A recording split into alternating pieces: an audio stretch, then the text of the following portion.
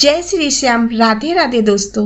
बहुत समय पहले एक तपस्वी ब्राह्मण था जिसका नाम सुमंत और पत्नी का नाम दीक्षा था।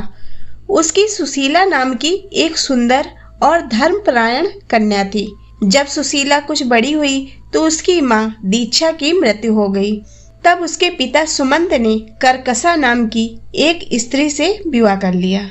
कुछ समय बाद ब्राह्मण सुमंत ने अपनी पुत्री सुशीला का विवाह ऋषि कौंडिन्य के साथ करा दिया। विवाह में करकसा ने विदाई के समय अपनी बेटी सुशीला को ईंट और पत्थर के टुकड़े बांधकर दे दिए। ऋषि कौंडिन्य को ये व्यवहार बहुत बुरा लगा। वे दुखी मन के साथ अपनी पत्नी सुशीला को विदा कराकर अपने साथ लेकर चल दिए। चलते चलते रात्रि का समय हो गया।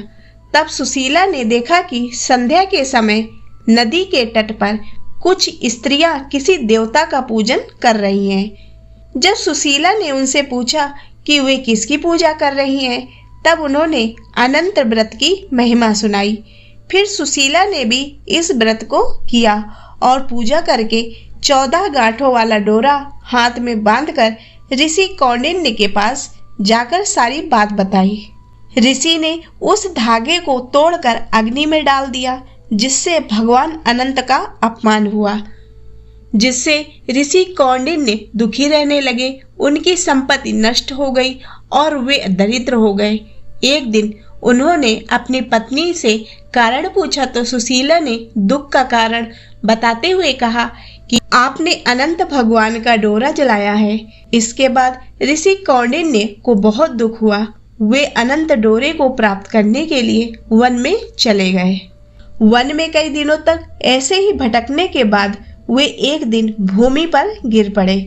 तब भगवान अनंत ने उन्हें दर्शन दिया और कहा कि तुमने मेरा अपमान किया, जिसके कारण तुम्हें इतना कष्ट उठाना पड़ा, लेकिन अब तुमने पश्चाताप कर लिया है। मैं प्रसन्न हूँ। तुम घर जाकर अनंत व्रत को विधि पूर्वक करो।